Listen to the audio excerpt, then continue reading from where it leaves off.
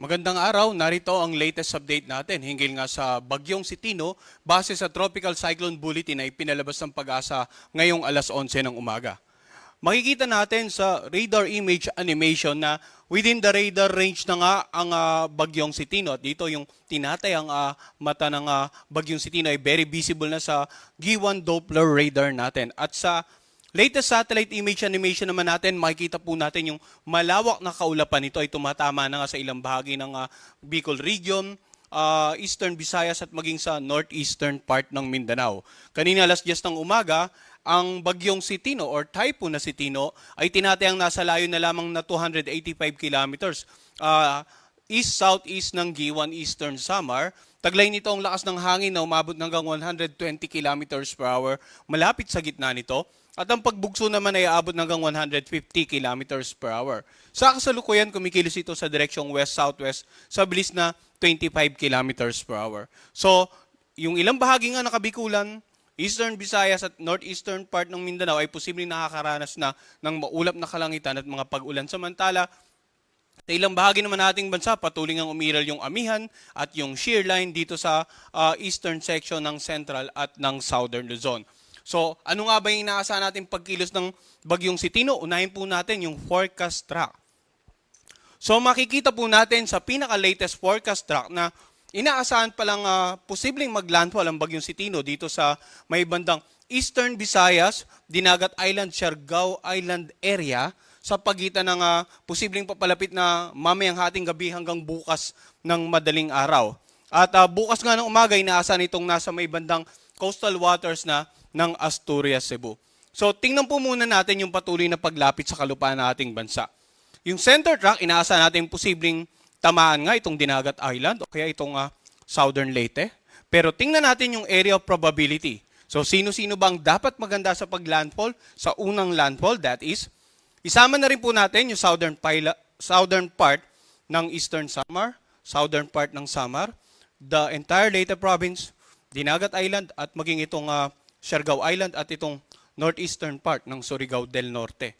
Now, kung titingnan po natin sa mga susunod na oras hanggang sa darating na Huwebes ay tatawirin nga nito, no? Itong nakararaming bahagi ng Visayas at posibleng mag-exit dito sa northern part ng Palawan. So ano ba yung mga lugar na pwedeng tawirin or tamaan ng sentro ng Bagyong Sitino aside from the initial landfall? Tingnan natin yung area of probability, no? So, northern part of Cebu, northern part of the Negros Island region, Panay Island, and then itong northern part ng Palawan. Pero tingnan din po natin yung area of probability.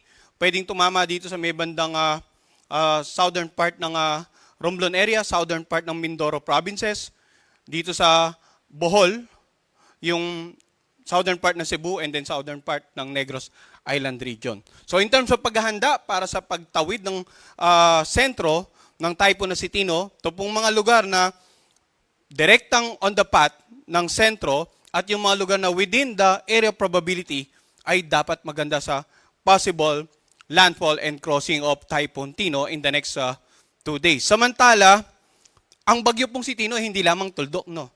Itong pinag-uusapan po nating movement ay ng sentro lamang. So tingnan natin yung lawak, yung diametro, no? Kung makikita natin dito sa ating forecast track, kapag ang sentro ng Bagyong Sitino ay nandito na or any point dito sa ating forecast track, yung diameter, yung nasasakupan ng bagyo, ay marami ring lugar na mako-cover. That is why, aside from the forecast track, ay meron tayong wind signals na napakalayo, bagamat malayo sa sentro, basta within the typhoon range, ay kasama po sa listahan ng mga lugar na may wind signal. Tingnan naman po natin kung ano yung mga lugar na may wind signal. So sa ngayon, makikita natin yung lugar na naka-highlight ng orange, nakataas dyan ng wind signal number 3. So ito po yung ilang southern portion ng Eastern Samar, southern portion ng Samar, itong central and southern portion ng Leyte, at itong southern Leyte. Wind signal number 3 rin ang nakataas sa may bandang Camotes Island, eastern portion ng Bohol, sa Dinagat Island, northern portion ng Surigao del Norte kasamang Siargao at Bukas Grande Island. Kung makikita po natin kanina dun sa ating forecast track, ito pong mga nabanggit nating lugar ay pasok dun sa area of probability, yung lugar na pwedeng unang tamaan ng Typhoon na Sitino. Ngayon, tingnan naman natin ano pa yung mga lugar na may mga iba't iba pang wind signal aside from sa number 3. Sa mga lugar na naka-highlight naman ng yellow, nakataas ang wind signal number 2. So ito yung southern portion ng Masbate, central portion ng eastern Samar, itong central portion ng Samar, ang natitirang bahagi ng Leyte, itong Biliran, ang natitirang bahagi ng Bohol, Cebu, northern at saka central portion ng Negros Oriental. Wind signal number 2 rin ang nakataas sa may bandang Guimaras, eastern portion ng Capiz, northern eastern portions ng Iloilo, sa natitirang bahagi ng Surigao del Norte, northern portion ng Surigao del Sur, northeastern portion ng Agusan del Norte, at saka northern portion ng Camiguin. So, binanggit nga natin kanina ang bagyo hindi lamang tuldok, kung kaya't bagamat ang pinakita nating forecast track ay halos dito tatawid sa mga lugar na ito, dahil sa lawak or diameter ng bagyo, may mga lugar na kahit malayo ay mayroon pong wind signal. Ngayon yung mga lugar na may wind signals number 3 and 2, inaasa na makakaranas ng masungit ng panahon. Ang lakas na hangin, pwedeng makapagpatumba ng iba't ibang uri ng pananim. Pwedeng makapagpatumba ng mga billboards, makapagpatumba ng mga poste ng kuryente, makasira ng mga bahay na gawa sa light materials or even yung mga modern day na bahay na medyo mahina na po ang suporta. And of course, dapat manatili tayo sa loob ng bahay kapag tumatawid na yung sentro ng bagyo sa ating lugar. Samantala, mamaya titingnan naman natin yung mga pag-ulan na dulot ng bagyong si Tino. In terms of epekto ng hangin, ang mga baybaying dagat po sa mga lugar na yan, inaasahang magiging maalon hanggang sa napakaalon. Hindi na po pinapayagang lumaot ang anumang uri ng sakyang pandagat dito sa mga lugar na may wind signals number 3 and 2. Tingnan naman natin yung mga lugar na may wind signal number 1. Ito po yung naka-highlight ng light blue dito sa ating mapa. So mapapansin natin, bagamat malayo sa sentro, dahil nga doon sa tinatawag nating diameter or lawak ng bagyo, may mga lugar tayong wind signal number 1 dito sa Bicol Region, Albay, Sorsogon. Natitirang bahagi ng Masbate kasama ang Burias at Ticao Island. Itong southern portion ng Quezon, southern portion ng Marinduque, Romblon, central and southern portion ng Mindoro. Wind signal number 1 din po ang nakataas sa northern portion ng Palawan kasama ang Calamian Island, Cuyo Island at Cagayan Silio Island. Ganon din sa northern Samar, sa natitirang bahagi ng eastern Samar at ng Samar, sa Siquijor, dito sa may bandang natitirang bahagi ng Negros Oriental at Negros Occidental. Wind signal number 1 din sa natitirang bahagi ng Iloilo, natitirang bahagi ng Capiz, sa lalawigan ng Aklan, sa Antique kasama ang Caluya Island, sa natitirang bahagi ng Surigao del Sur, sa northern at saka central portion ng Agusan del Sur, or rather sa natitirang bahagi ng Surigao del Sur and then sa northern central portion ng Agusan del Sur. So yung mga lugar po na may wind signal, makakaranas naman ng mga pag-ulan, paminsan-minsang pagbugso ng hangin, and of course, ang mga baybaying dagat magiging maalon hanggang sa napakaalon. So, para ituloy, meron pa rin tayong wind signal number 1 dito nga sa natitirang bahagi ng Surigao del Sur, northern and central portion ng Agusan del Sur, natitirang bahagi ng Agusan del Norte, natitirang bahagi ng Camiguin, Misamis Oriental, northern portion ng Bukidnon, northern portion ng Misamis Occidental, at northern portion ng Zamboanga del Norte. At asahan po natin sa patuloy ng paglapit ng bagyong si Tino sa ating bansa, posible pang magkaroon ng mas mataas na wind signal. Ang tinataya po nating highest wind signal ay posibleng umabot ng number 4 at karaniwan po may tataas yun sa mga lugar na malapit sa sentro. And asahan din ng mga kababayan natin na habang tumatawid ditong tinatayang sentro ng bagyong si Tino, ma-upgrade din po yung wind signal sa mga lugar, lalong-lalo na dito sa central at saka western portion ng Visayas and also over the Palawan area. So dapat antabayanan po ng mga kababayan natin yung 3-hourly update natin regarding bagyong Tino. Ngayon, bukod po dito, ay kanina nabanggit nga natin sa satellite image animation, bukod sa ina-anticipate nating paglapit ng bagyong si Tino at pagtawid in the next 2 days, ay umiral po ang amihan at ang shear line. So, yung pinagsamang epekto po ng bugso ng amihan at ni Tino, inaasahan na magdudulot ng mga pagbugso ng hangin sa mga lugar na walang wind signal. Ngayong araw, asahan ng mga paminsan-minsang pagbugso ng hangin sa Cagayan Valley, Cordillera Administrative Region, Ilocos Norte, Aurora, Bulacan, Nueva Ecija, Bataan. Maging dito sa Metro Manila, asahan din po sa Calabarzon, Mimaropa at sa Bicol Region.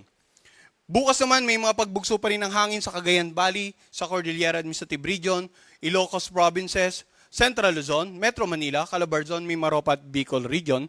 Samantala sa darating na Miyerkules, Pagbugso ng hangin dahil sa pinag-ibayong amihan, Ilocos Region, nakararaming bahagi ng Cagayan Valley, nakararaming bahagi ng Cordillera Administrative Region, Central Zone, Metro Manila, Calabar Zone at Mimaropa. Yung mga pagbugso po ng hangin na dulot ng pinag-ibayong amihan ay posibleng magdulot ng maalong karagatan sa paligid po ng mga lalawigan na nabanggit natin at rehiyon for that matter. Ngayon, tingnan naman po natin, napag-usapan na natin yung pagkilos, inaasahan nga nating tatawid ng nakararaming bahaging Visayas, then exit via the northern part of Palawan. Tingnan naman natin yung forecast rainfall associated with both Typhoon Tino at yung amihan. Unahin natin yung malapit po sa forecast track ng bagyong si Tino.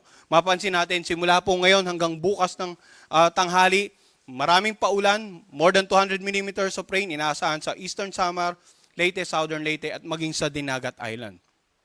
Samantala yung lugar na naka-highlight ng orange, 100 to 200 millimeters of rain, halos natitirang bahagi ng Eastern Visayas, itong Sorsogon area, Cebu, Bohol, Surigao del Norte at Agusan del Norte. And then yung naka-highlight naman ng yellow, ang tinatayang pag-ulan, 50 to 100 millimeters of rain. So wag po tayong malito, yung kaninang pinakita ko, wind signal, yung color coding na yun, ang equivalent po nun ay yung lakas na hangin na mararanasan sa mga nabanggit na lugar sa pagdaan ng bagyo.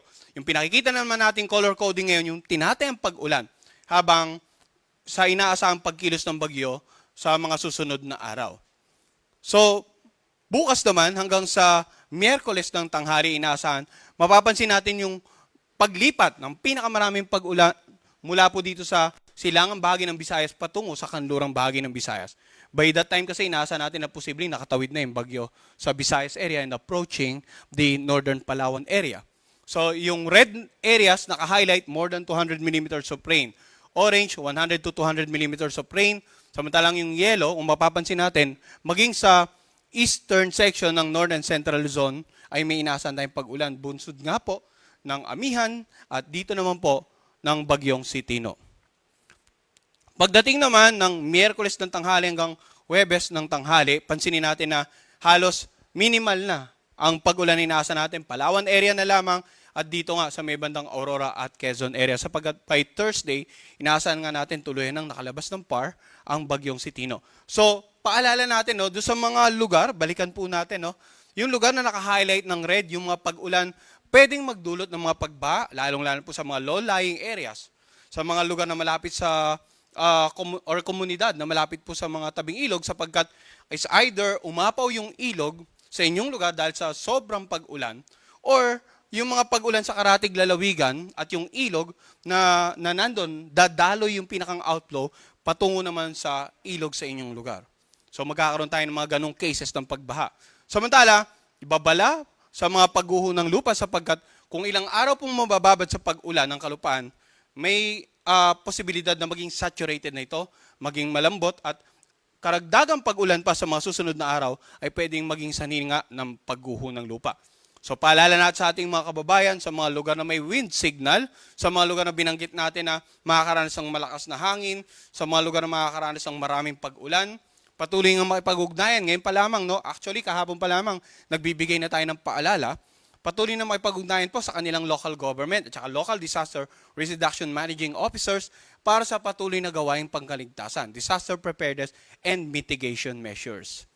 In terms of babala naman ng storm surges or daluyong, lalong-lalo sa mga coastal areas, mapapansin natin more than 3 meters posible dito nga sa ilang bahagi ng Eastern Visayas. 2.1 to 3 meters sa mga areas na naka-highlight, coastal areas na naka-highlight ng orange. Yan yung unang naka-expose dito nga sa paparating na bagyo. And then, around 1 to 2 meters dito sa mga coastal areas ng mga komunidad sa Visayas, ilang bahagi ng Southern Luzon, at maging sa northeastern part ng Mindanao. So habang malayo pa yung bagyo, pinapayawan po natin mga kababayan natin sa coastal community as much as possible. Kung makakalikas na po kayo sa mga lugar na mas mataas, sa inyong mga kamag-anak na nakatira ng mas malayo sa mga coastal areas, para makaiwas sa daluyong, yung paghampas ng malalakas sa pag-alon habang paparating yung bagyo. Pero bago nyo po gawin yun, no, siguraduhin din po natin nakatali na yung ating mga bangka, may sapat na suporta na yung ating mga kabahayan para dumating man yung daluyong at yung malalakas na hampas ng hangin ng bagyo si Tino ay kahit paano, kampante po tayo na na-secure po natin yung ating kabahayan sources of livelihood. And then, yun nga, nandun na tayo sa mga designated evacuation centers or sa mga kamag-anak natin na nakatira sa mas safe na lugar na mas safe against the threat of storm surge. Ngayon, kung makikita naman po natin, may gale warning po tayo. Ang gale warning naman po natin, ito yung babala ng malalakas na pag-alon offshore. Dahil nga may paparating na bagyo, mapapansin natin ay halos itong southern part ng Bicol region at yung the entire eastern Visayas at northeastern Mindanao, may gale warning na po. Ipinagbabawal na pong lumaut ang anumang uri ng sakyang pandagat dyan. No? At dito naman po sa northern at saka eastern seaboard ng Luzon, mapapansin natin magiging maalon na dahil nga sa pinag-ibayong amihan. So, ingat po sa mga babae nating mangisda at yung mga may maliit na sakyang pandagat sa pagpalaot dito. Pero as much as possible, hanggat maaari, iwasan na rin po muna nating pumalaot kung kakayanin pa para makaiwas sa yung biglaan kasing pag-alon, pwedeng makapagpatumba po ng maliliit na sakyang pandagat. No? And then sa natitirang bahagi ng ating bansa, magiging katamtaman hanggang sa maalon ng karagatan. Subalit, sa patuloy na paglapit po ng bagyong Sitino, posibleng maging mas malawak pa yung mga bahaging karagatan ng gale warning. No? Hindi lamang dito sa silangang bahagi, kundi sa central and western section ay posibleng magkaroon tayo ng gale warning sa mga susunod na oras. Kaya antabayanan din po yung ating gale warning na ini-issue every 12 hours. Mamayang alas 5 po yung magiging latest issuance. Samantala, may mga localized warning po tayo no? Dahil sa mga pag-ulan, malalakas na hangin, in particular sa mga pag-ulan, meron po tayong mga tinatawag na Pag-asa Regional Services Division na siya naman nagpapalabas ng mga localized thunderstorm at heavy rainfall warning. As of 11 a.m. today, ang Pag-asa Visayas PRSD ay nagpalabas po ng heavy rainfall warning number 2 at makikita natin na naka-highlight po dito yung mga lugar na kung saan inaasahan yung mga pag-ulan associated with the yellow warning. Antabayanan din po every 3 hours naman ang issuance ng ating mga heavy rainfall warning ng ating mga Pag-asa Regional Services Division sa inyong lugar. Sa patuloy na paglapit ng bagyong Sitino, ano-ano nga ba yung dapat natin gawin? Muli, magpapaalala po tayo, no? Makinig ng balita at mag-monitor sa updates na galing sa Pag-asa. Kahapon binanggit natin every 6 hours dahil malayo pa po sa kalupaan ng ating bansa. Subalit, simula po kaninang madaling araw ay naging every 3 hours na po dahil ina-anticipate natin in 24 hours or less ay posible na itong maglandfall sa kalupaan ng ating bansa. Patuloy tayong magkaroon ng community and family plan. In terms of community plan, patuloy na makapag-ugnayan sa kanilang LGU, local government, local disaster risk reduction managing officers para po sa patuloy na gawain pangkaligtasan, maganda na emergency kit at yun nga, lumikas sa mga itinakdang evacuation center, lalong-lalo na po yung mga nasa flash flood, landslide at storm surge prone areas. Yan po muna ang latest mula dito sa Pag-asa Weather Forecasting Center. Ang susunod nating Tropical Cyclone Bulletin ay papalabas mamaya alas 2 ng hapon.